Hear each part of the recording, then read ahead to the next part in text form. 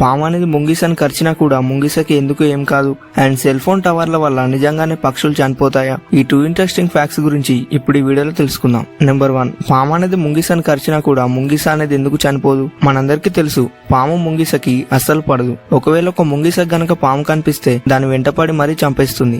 అయితే ఇలా పాము ముంగిస గొడవ పడే టైంలో కొన్నిసార్లు పాము కూడా ముంగిసని కరుస్తుంది. అయినా కానీ ముంగిసకి అస్సలు ఏం కాదు. నార్మల్ గా పాము అనేది ఒక మనిషిని లేదా ఒక జంతువుని కరిస్తే కేవలం కొన్ని గంటల్లోనే చనిపోతారు. ఎందుకంటే పాము విషం అనేది అంత ప్రమాదకరమైంది. మరి అలాంటి ప్రమాదకరమైన పాము విషం అనేది ముంగిసని మాత్రం ఎందుకు ఏం చేయలేదు? దీనికి కొన్ని రీజన్స్ ఉన్నాయి.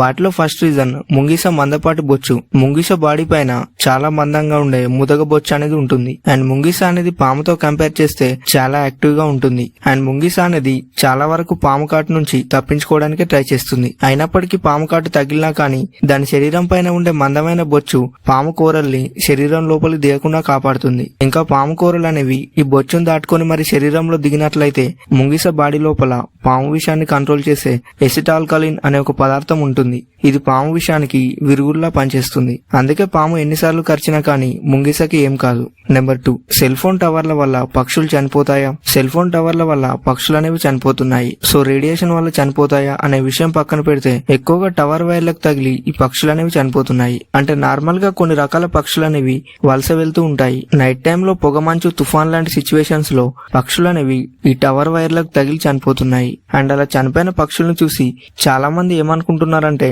ఆ టవర్ రేడియేషన్ వల్లే టవర్ దగ్గర చనిపోతున్నాయి అని అనుకుంటారు.